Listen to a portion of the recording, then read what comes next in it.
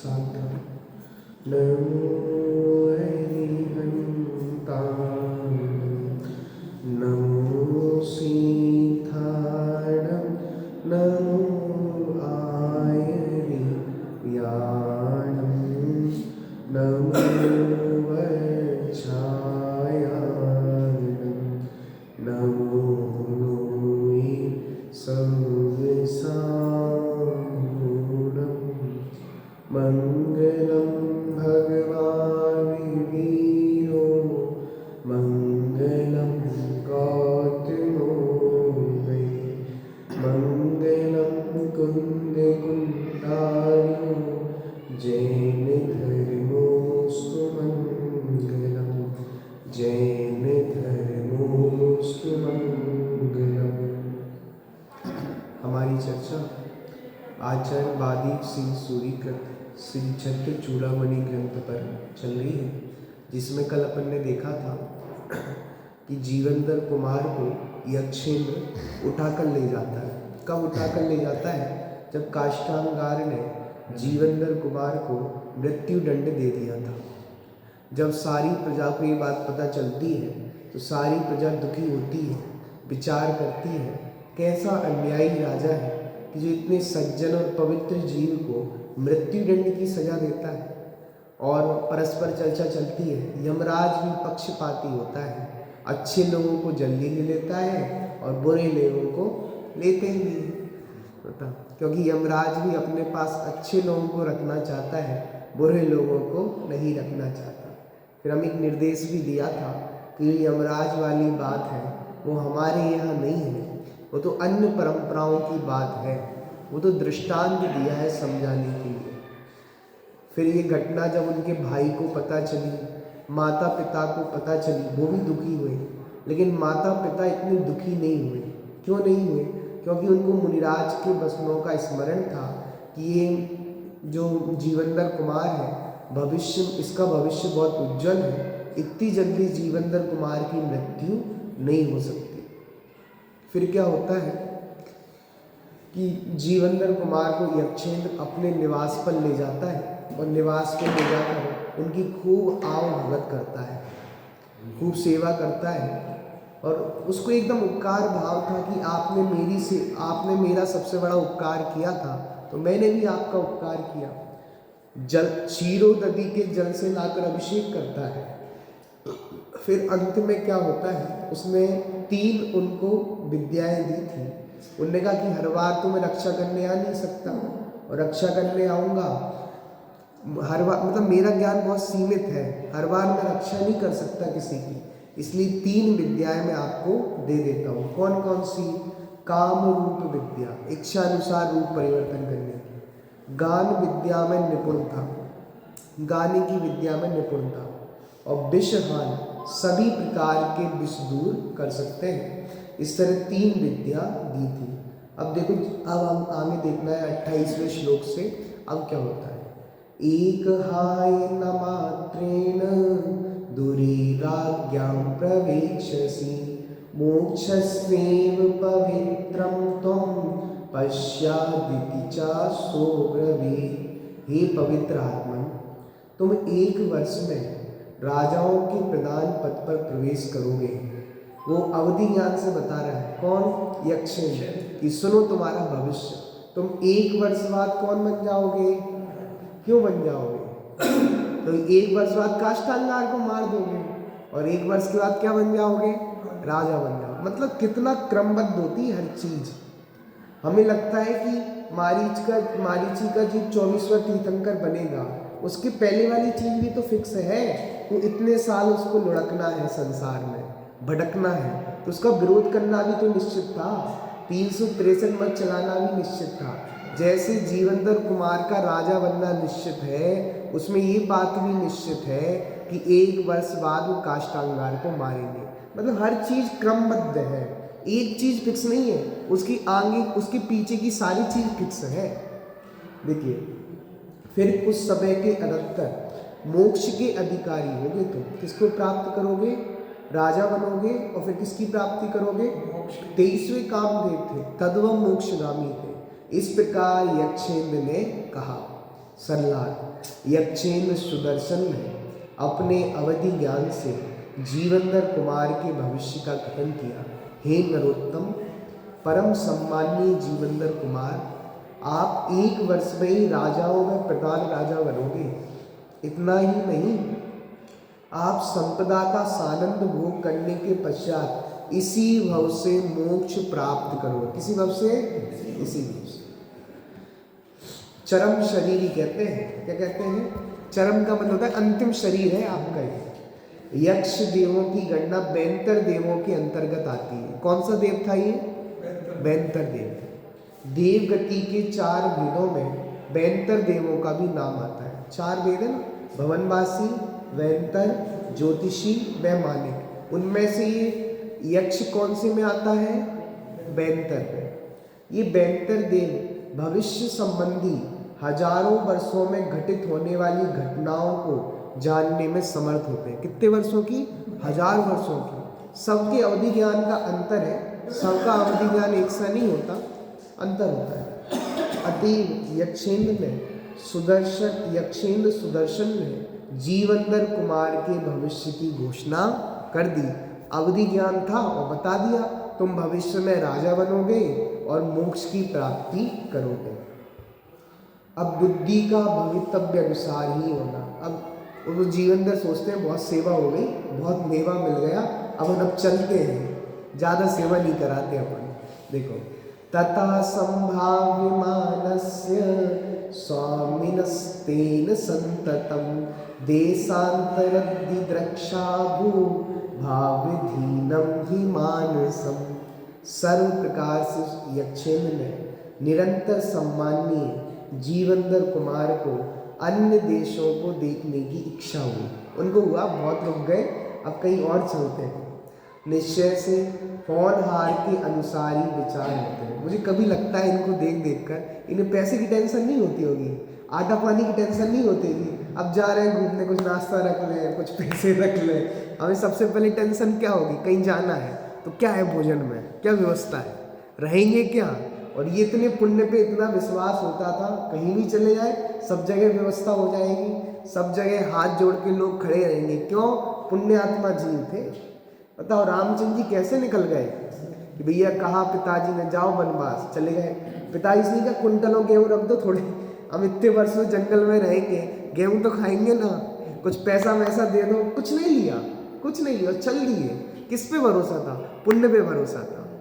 एक दिन भी भूखे नहीं रहे हो। बताओ, रामचंद्र जी जंगल में भटकते रहे, एक दिन भूखे नहीं रहे। जिस ब्राह्मण ने उनका अपमान करके भगाया था तो देवों ने नगरी बसा दी थी वहाँ। वो ब्राह्मण रोता रोता आया कि महाराज मुझसे गलती हो गई, आप इतने बड़े धर्मात्मा, मैंने अपमान कर दिया आपका। वो शायद से वो लक्ष्मण जी पानी लेने आए थे उसके घर, उसने भगा दिया था। लेकिन भाई देवों, इतना पुण्य का होता है, देवों ने नगरी बसा दी। गजब। ऐसे पुण्य पे भरोसा हो तो फिर क्या टेंशन। बताओ, जिसके पल्ले पुण्य है उसे कोई टेंशन नहीं है। जाओ जहाँ जाना हो, सब पुण्य व्यवस्था करेगा, अपन क्यों टेंशन करें। ये पुण्य की चिंता है कि हमारा रोटी पानी मिलेगा कि नहीं मिलेगा, हमें रहने की व्यवस्था मिलेगी कि नहीं मिलेगी। घबराओ मत, आपको 2.5 दिन में सब व्यवस्था मिलेगी। पुण्य का उदय हुआ तो भोजन की भी अच्छी व्यवस्था मिलेगी, घबराओ मत। अभी आपके आवास के वो आए हैं कि नहीं आए? मैंने आज बात की, कह रहा भेज रहे हैं, टाइम लगेगा, आ जाएंगे। आर उनके डिस्पैच कर रहे हैं, भेज रहे हैं। घबराओ मत, पुण्य के उदय पे भरोसा तो करो, वो भी आएंगे, आपकी आवास की व्यवस्था भी होगी, भोजन की व्यवस्था होगी। पहले मन तो बनाओ, चलने का। उपयुक्त प्रकार से यक्षेंद्र सुदर्शन अत्यंत आदर पूर्वक जीवंदर कुमार का सतत सम्मान कर ही रहे हैं, फिर भी जीवंदर कुमार को अन्य अन्य देश देखने और तीर्थ यात्रा करने की इच्छा हुई। सुरत कहाँ पे थे अभी जीवंदर कुमार? यक्षेंद्र के घर पे थे। अब उन्होंने कहा बहुत रह लिया, अपन थोड़ा सैर करके आते हैं। क्योंकि बुद्धि कैसी होती है? भवितव्य अनुसार नहीं होती है। भवितव्य क्या है? देखो, यक्षेंद्र सुदर्शन की यही भावना थी कि जीवंदर कुमार चंद्रोदय पर्वत पर सदैव निवास करें। यक्षेंद्र तो चाहता था आपकी सेवा का मौका हमें मिलता रहे, तुम यहीं रुको, कहाँ जा रहे हो, सब व्यवस्था है अनुकूल। उनका किसी भी प्रकार से मन खिन्न ना होने पाए, अतः उसने सेवा, शुश्रूषा और सम्मान में किसी प्रकार की कोई कमी नहीं आने दी, किंतु जीवनधर कुमार की इच्छा अन्य देशों को देखने और तीर्थ यात्रा करने की हुई। इसका कारण कोई व्यवस्था की कमी नहीं थी, अपितु भवितव्य है। क्या है बताओ? भवितव्य क्या है बताओ? कितनी शादी हुई है अभी? 2 हुई, 6 भी तो होनी है। अब नहीं रहेंगे तो 6 शादी कैसे हो जाएंगी? देखो, जीवनधर कुमार को तीर्थ यात्रा का पुण्य लाभ मिलना है, तीर्थ यात्रा करनी है, अनेक युवतियों से विवाह होना था। इस भवितव्य के अनुसार ही जीवनधर कुमार की बुद्धि, भावना, विचार होना स्वाभाविक है। अब 6 शादी और होनी है तो बुद्धि भी चलेगी ना कि अब घूमने चले, थोड़ा भ्रमण करने चले, तीर्थ यात्रा करने चलते हैं। देखो, अब वो यात्रा के लिए अनुमति मांगते। मनीषितं हितान्वेषी ज्ञात्वा तस्य मनीषिणा अनुमेने सदेवोऽपि त्रिकालज्ञा हि निर्जरा। हित के चाहने वाले उस देव ने भी बुद्धिमान जीवनधर कुमार की इच्छा को जानकर अनुमति दी कि भैया जाओ, आपको जाने की इच्छा है तो। निश्चय से देव द्रव्य, क्षेत्र, काल, भाव की मर्यादा सहित तीनों काल के पदार्थों को जानने वाले होते हैं। तो क्या सर्वज्ञ हो गए? नहीं, तीनों काल को जानते हैं पर मर्यादा में। द्रव्य, क्षेत्र, काल, भाव, 4 चीजों की मर्यादा जानकर जो ज्ञान होता है उसे अवधि ज्ञान कहते हैं। देखो, सल्लाह शुभ चिंतक यक्षेंद्र ने जीवनधर कुमार के अभिप्राय और भवितव्य को जानकर यात्रा के लिए अनुमति प्रदान कर दी, क्योंकि देव गति के देव भूत भविष्य संबंधी हजारों घटनाओं को अवधि ज्ञान द्वारा जाना। उन्हें पता है उनकी 6 शादी होंगी तो जाना तो पड़ेगा ही।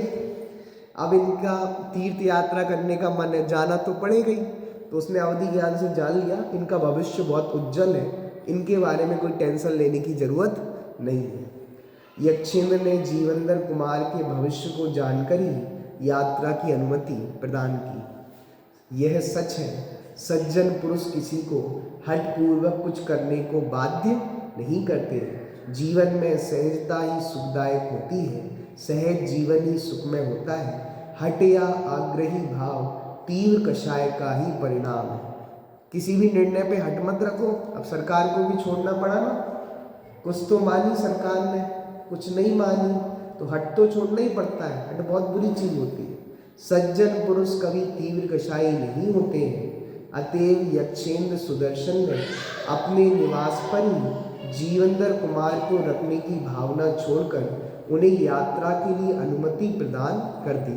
यक्षेंद्र ने कहा, आप जाना चाहते हो जीवनधर कुमार तो आप जाइए, मेरी आपको अनुमति है, मैं आपसे ज़बरदस्ती नहीं करता कि आप रुक जाओ। इससे बहुत अच्छी प्रेरणा मिल रही है। हमें किसी से ज़बरदस्ती नहीं करना चाहिए।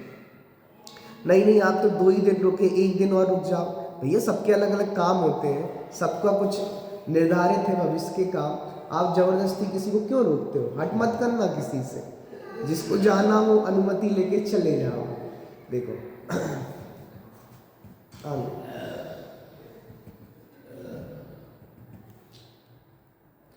जीवनधर कुमार का प्रस्थान। अब वो गमन करते हैं। इदंतया पतोदंत मुपादिस्यात् सम्मता सुदर्शनेन सूर्यास सिद्धि कृत्वम ही मित्रता। इसके अनंतर इस प्रकार जाने के मार्ग के वृतांत को प्राप्त कर सुदर्शन यक्ष की अनुमति सहित वे जीवनधर कुमार वहां से चले गए। निश्चय से हित करना ही मित्रता कहलाती है। बहुत अच्छी नीति। मित्र कौन होता है? अपने को हित करे, जो अपना हित करे उसे मित्र कहते हैं, जो अपना अहित करे उसे मित्र नहीं कहते। मैंने तो ऐसे ऐसे मित्र देखे हैं। अब हॉस्टल में रहे हैं, खतरनाक मित्रता होती है। कोई बच्चा पूरा पढ़ लेता है, फिर दूसरे के कमरे में आ जाता है, भैया पढ़ने की कोई जरूरत ही नहीं है, एकदम एग्जाम सरल है, देखो मैं पढ़ ही नहीं रहा। और दूसरे से कहता है तुम मत पढ़ो, खुद पढ़ के बैठा है पूरा। खुद ने रात में 1 बजे उठकर 5 बजे तक पढ़ लिया है। अब बच्चे सुबह पढ़ रहे हैं, अरे पढ़ने की क्या आवश्यकता है, वो तो बहुत सरल पेपर आएगा, हमने पहले पिछले के पेपर देखे हैं, तुमने पढ़ लिया तो दूसरों को डिस्टर्ब क्यों कर रहे हो? इसको कहते हैं तुम दूसरों के हित को नहीं चाहते। अरे आप भी पढ़ो, मुझे भी पढ़ाओ, बताओ, तो वो है सच्ची हित बनाओ। यक्षेंद्र ने जीवंदर कुमार को यात्रा का मार्ग भली प्रकार समझा दिया।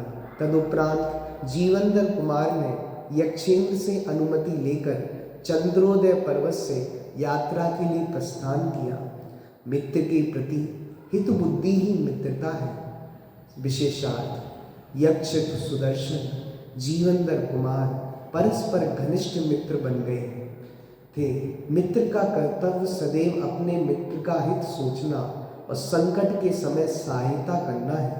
जीवंदर कुमार को यात्रा का विचार आते ही यक्षेंद्र ने उन्हें यात्रा का मार्ग भली भांति समझा दिया। क्या बना दिया? उन्हें मैप बता दिया, यहाँ से जाना, तुम वहाँ पहुँच जाओगे जहाँ तुम्हें जाना है, ताकि मार्ग में किसी प्रकार का कष्ट ना हो। मित्र का मार्गदर्शन सदैव ही हितकारी होता है। मित्र का मार्गदर्शन सदैव हितकारी होता है, क्योंकि जो सच्चा मित्र होता है वो हित का ही उपदेश देता है, अहित का उपदेश नहीं देता। देखो, अकेले ही यात्रा का प्रारंभ। अब वो अपने साथ किसी को नहीं ले गए, ये नहीं कह रहे यक्षेंद्र तुम भी चलो, तुम्हें हमसे राग है ना, चलो तुम भी। कह रहे नहीं, अपन अकेले ही चलते हैं, एकला चलो रे। एकाकी व्यहरत स्वामी निर्वयो मित्र तस्तता नाहि स्ववीर गुप्ता ना भीति केसरी नामेव। इन जीवंदर कुमार ने भय रहित इधर उधर अकेले विहार कर दिया, अकेले तीर्थ यात्रा करने और बाकी के कामों के लिए निकल गए। निश्चय से अपने पराक्रम सहित पुरुषों को सिंह की तरह भय नहीं होता। वो कैसे सिंह वृत्ति वाले थे। शेर तो अकेले ही जाता है जंगल में, भेड़ झुंड में जाया करते हैं, भेड़ों को जरूरत पड़ती है साथ पने की, शेर तो अकेला दहाड़ता है। ऐसे ही जीवंदर कुमार तो शेर थे, अकेले निकल गए। जीवंदर कुमार अकेले ही सर्वत्र निर्भय होकर भ्रमण करने लगे, क्योंकि पराक्रमी सिंह के समान अपने पराक्रम से ही रक्षित पुरुषों को किसी का भय नहीं रहता। निर्बल व्यक्ति को ही दूसरे की सहायता की आवश्यकता होती है। वे दूसरों का साथ चाहते हैं। जो निर्बल होते हैं उन्हें सहायता की आवश्यकता पड़ती है।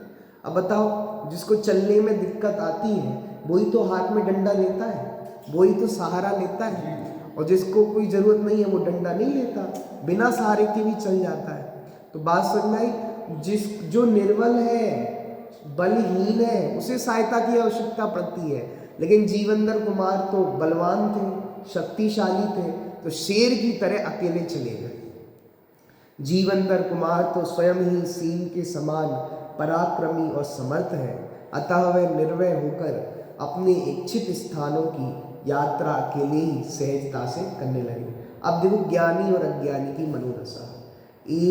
एकाकिनोपि नोत्थेगो बस्य तस्य जातुचे विक्रिया ही विमूढ़ाना संपदा पल्लवादपि। अकेले जितेंद्रिय उन जीवंदर कुमार को कभी भी उद्वेग नहीं हुआ। निश्चय से अज्ञानी मूर्ख पुरुषों की ही संपत्ति विपत्ति के लेस मात्र से चित्त में विकार उत्पन्न हो जाता है। देखो, जितेंद्रिय जीवंदर कुमार कैसे थे? इंद्रियों को जीतने वाले थे, जितेंद्रिय थे। अकेले होने पर भी यात्रा में किंचित भी विषाद नहीं हुआ, कोई घबराहट नहीं हुई। मैं कैसे पहुंचूंगा, यहाँ से तो बैठ गया, अब वहाँ कहाँ उतरूंगा, कौन लेने आएगा, कोई अपना वहाँ तो है नहीं। बताओ, हमारे कितने विकल्प होते हैं।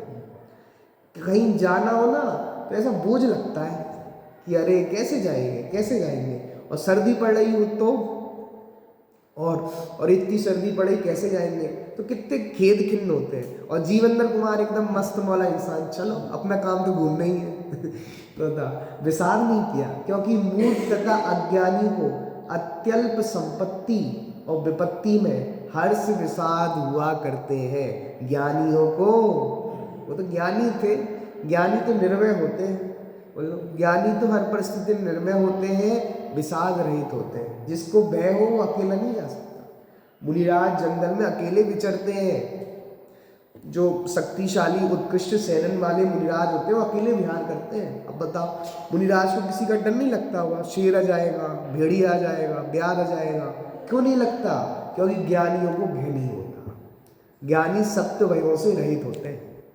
हमको कछु भय नारे, जाननियो संसार, जाकर जैसे जाहि समय में, जोवत जाद्वार, हमको कछु भय नारे, जाननियो संसार। ज्ञानी को संसार का स्वरूप पता चल गया। जिस समय जो कार्य होना है सो निश्चित है, क्यों घबराए?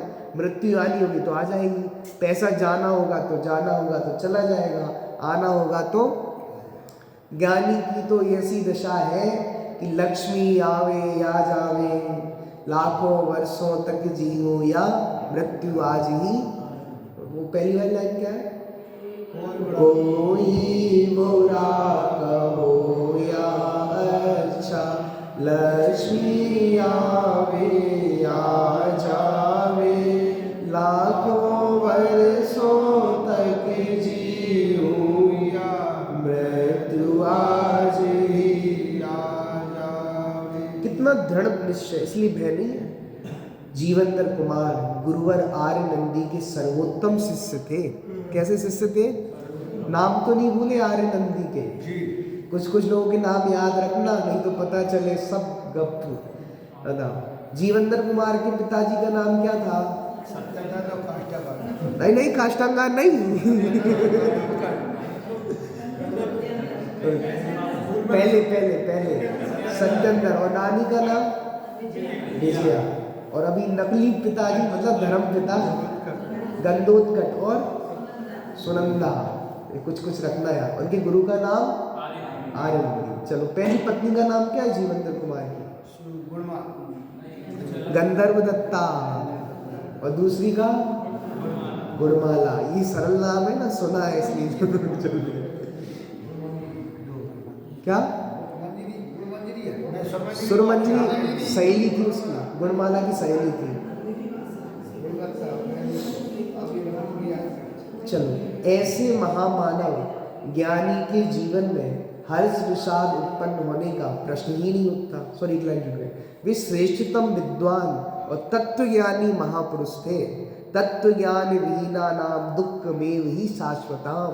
जिनके जीवन में तत्वज्ञान नहीं है वो दुखी है, जिनके जीवन में तत्वज्ञान की संपत्ति हो सुखी है।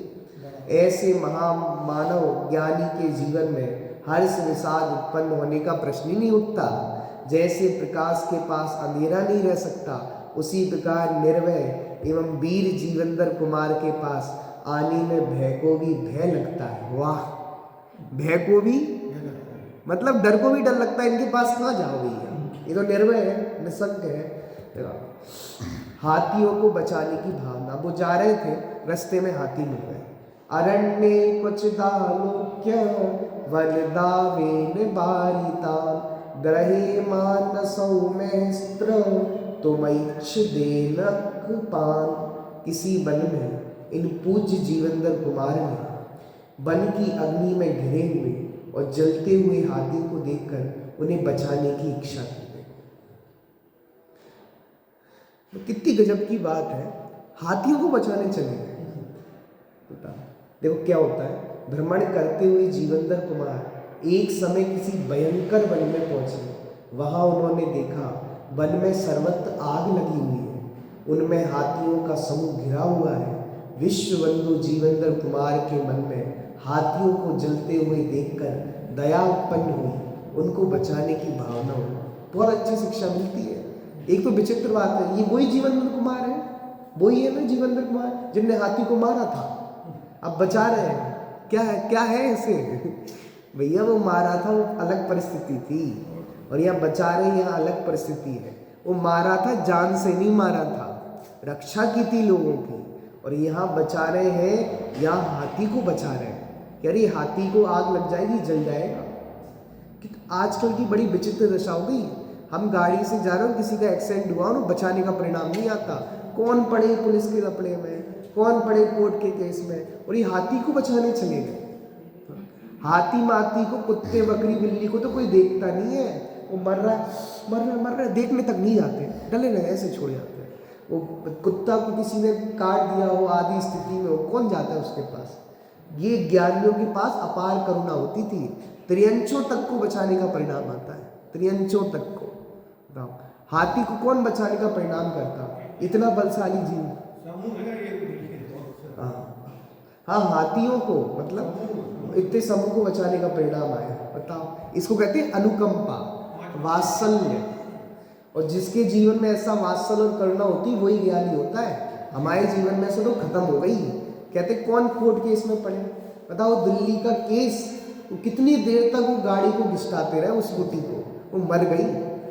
खुद अपने मस्त है, गाने सुन रहे हैं, न्यू ईयर की पार्टी चल रही है, इतनी तेज आवाज में गाड़ी, वो पता क्या होगा उस केस का, लेकिन वो कह तो यही रहा एक्सीडेंट वाला केस है कि वो गाड़ी शराब पी के चला रहे हो गाड़ी, 31st की नाइट, और खूब तेज गाना बज रहा था। बताओ वो कितना घिसटा के चले गए। कितनी दया ही नहीं लोगों में, बिल्कुल निर्दय हो गए, दया ही नहीं आती। वो तब कैसे बचाने का परिणाम आ गया। सीखना चाहिए हमें भी दूसरों को देखकर बचाना चाहिए, क्योंकि कभी हमारे साथ ऐसी परिस्थिति बनेगी, कौन हमें बचाएगा। हमें अपना भी तो देखना चाहिए।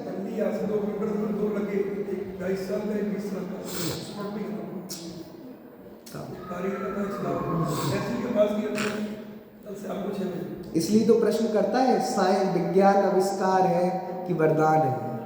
हम जल्दी पहुंचने के चक्कर में जल्दी ऊपर ना पहुंच जाए, ऐसा ही हाल हो रहा है। इतनी तेज चलाते हैं लोग, इतनी तेज चलाते हैं, पता नहीं ऊपर जल्दी पहुंचना है।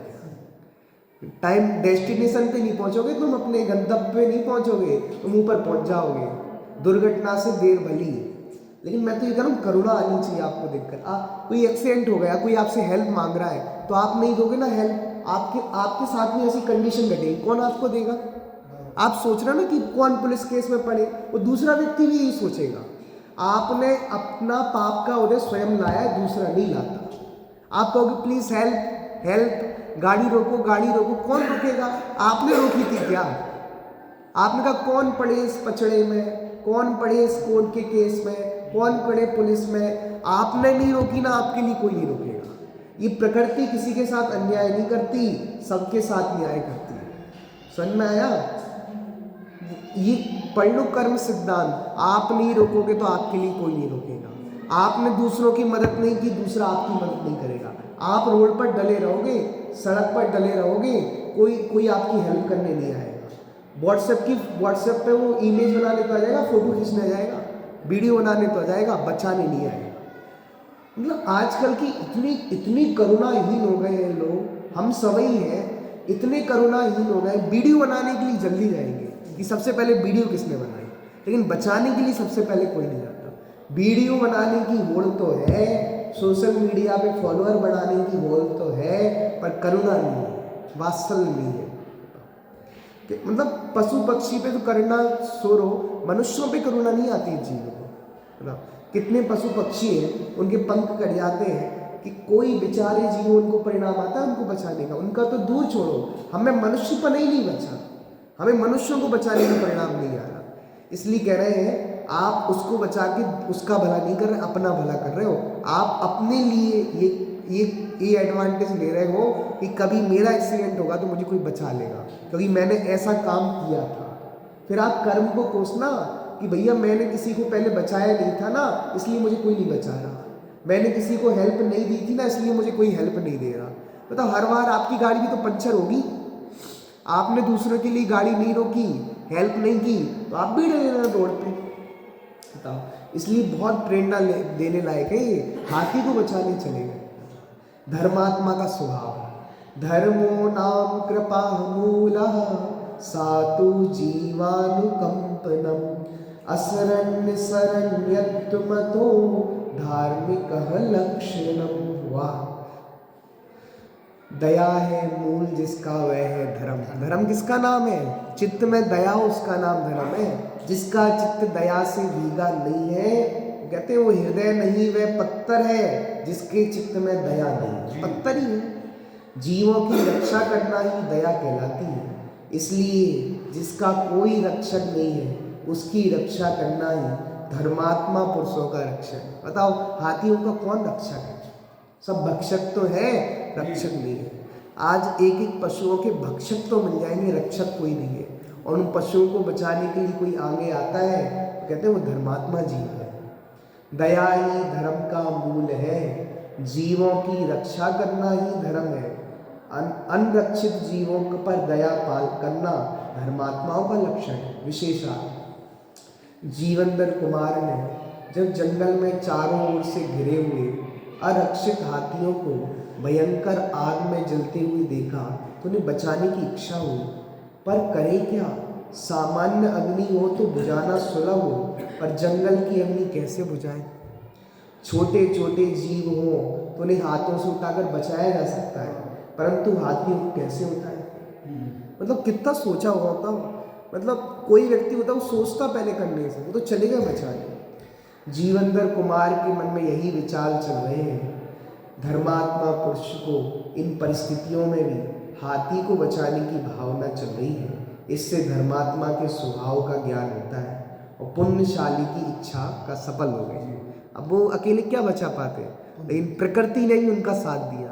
मतलब कहते हैं ना, आप जिस काम को शिद्दत से चाहो कायनात उसको मिलाने में लग जाती है। तो उन्होंने शिद्दत से हाथियों को बचाना चाहा तो कायनात ने भी साथ दे दिया, पानी बरसने लगा, अग्नि बुझ गई। ब्रवशुरवारिदस्तत्र तावदेव सगर्जिता सुकृति नामहो वांचा सपलेव ही जायते। वाह! वहां पर उसी समय मेघ गर्जना करते हुए बरसे। इच्छा हुई बहुत, हर्ष है, निश्चय से पुण्यवान की इच्छा सफल ही होती है। पुण्यवान जीवों की इच्छा सफल होती है, निष्फल नहीं जाती। सल्लाह जीवनधर कुमार को हाथियों को बचाने की भावना होती है। उसी समय आकाश में गर्जना करते हुए मेघ मूसलाधार पानी बरसाने लगते हैं। सर्वत्र पानी ही पानी हो गया। अहो, पुण्यशाली जीवों की इच्छा सफल ही होती है, निष्फल नहीं होती। जंगल की अग्नि बुझाना, हाथियों की रक्षा करना, दोनों ही कार्य कठिन ही नहीं अशक्य लग रहे थे। कैसे बुझाते? जंगल की आग को बुझाना बहुत भयंकर काम है। आप देख लो विदेशों में, हाँ, महीनों तक आग लगती रहती है, महीनों तक। कितना वो पानी वेस्टेज करते, कुछ नहीं होता, लगती हुआ। अमेजोन का जंगल है, बड़े बड़े जंगल है ना, बहुत 6-6 महीने तक आग लग रही है। कितना भी बुझाने का प्रयास करो, बुझती नहीं है। और ये सहज करुणा का परिणाम था और उसी निमित्त वर्षा का होना था। ऐसा सुयोग मिल गया और हाथी की आयु शेष थी। कुछ कह लो, कहीं से कान पकड़ना हो पकड़ लो, हाथी की आयु शेष थी इसलिए बच गए। जीवनधर कुमार के पुण्य का योग था इसलिए बच गए। उसी समय पानी को बरसना था, वो भी बरस गए। समझ में आया? ऐसे ही होता है, सारे सहयोग एक साथ मिल गए। जब एक कार्य में अनेक कारण होते हैं, पंडित टोडामल जी की बात सार्थक है। एक कार्य होने में कितने कारण होते हैं? अनेक कारण होते हैं। एक कारण नहीं होता, कारण तो अनेक होते हैं। देखो बहुत अच्छी बात, अशक्य लग रहे थे किंतु सहज सफल हो गए। पुण्य का महत्व ही ऐसा होता है। हमें लग रहा था हम कितने से हैं, शिखर जी को कैसे बचाएंगे, हम तो 1% भी नहीं है। 125 करोड़ जनता के सामने हमारी कौन वैल्यू है? पहले कोई न्यूज चैनल वाला दिखा नहीं रहा था, बताओ, कुछ नहीं कर रहा था। लेकिन जब पुण्य का उदय होता है तो सब कार्य सफल हो जाते हैं। सबको झुकना पड़ता है, सरकारें भी झुकती हैं, झुकाने वाला चाहिए। और हमने नहीं झुकाया, हमारे पुण्य के उदय ने झुकाया। हमारे साथ जो धर्मात्माओं का सहयोग था, उन धर्मात्माओं का पुण्य था, तो सरकार कुछ झुक गई। अब कुछ देखेंगे। दिशा कामान दोहती चा, अर्थात दिशाएं भी पुण्यवानों की इच्छा सफल करती है। मतलब कायनात लग जाती है। कोई भी काम शिद्दत से चाहो, कायनात उसको मिलाकर रहती है। चाहो तो सही, शिद्दत से चाहती ही नहीं है तो कहाँ से मिलेगी कायनात? हाथियों की रक्षा से संतुष्ट। अनेक पान सहुभीक्ष रक्षिता रक्षितान तृप्तरतरा स्वयं त्वासि समः स्वामी स्वस्य बंध विमोक्षयो। जीवनधर कुमार प्राणों से बचे हुए हाथियों को देखकर अत्यंत संतुष्ट हुए, किंतु स्वयं जीवनधर कुमार अपने बंधन में पड़ने और उससे बच जाने में विषाद व हर्ष रहित तथा संभावी थे। देखो क्या घटना सल्लाहत में स्पष्ट करते। अग्नि द्वारा जलने से बचे हुए हाथियों को देखकर दया मूर्ति, किसकी मूर्ति?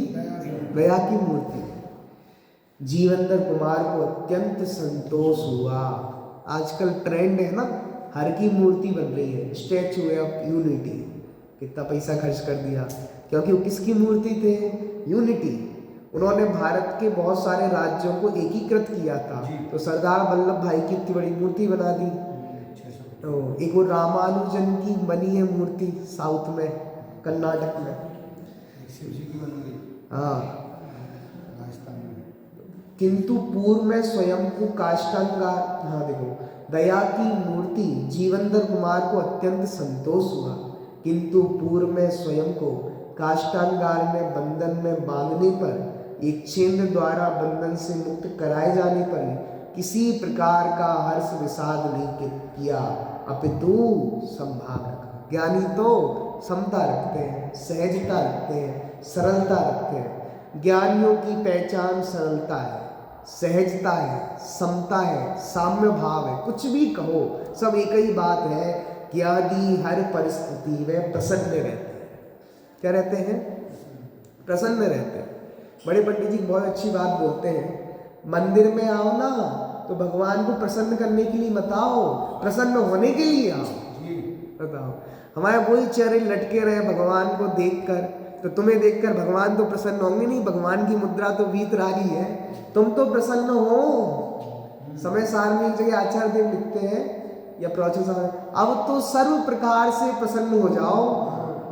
जब तुम्हें पता चला कर्म ने छुआ नहीं, राग आदि ने छुआ नहीं, अब तो प्रसन्न हो जाओ।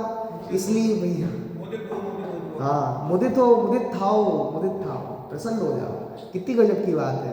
इसलिए ये जिनालय, ये चैत्यालय, ये भगवान को प्रसन्न करने मत आओ। नहीं, हम भगवान को प्रसन्न कर देंगे, भगवान कुछ कृपा कर देंगे। भगवान को प्रसन्न करने का मार्ग नहीं है, प्रसन्न होने का मार्ग है। असमझ आया? इतना सुंदर मार्ग है। आने की चर्चा अपन कल करेंगे।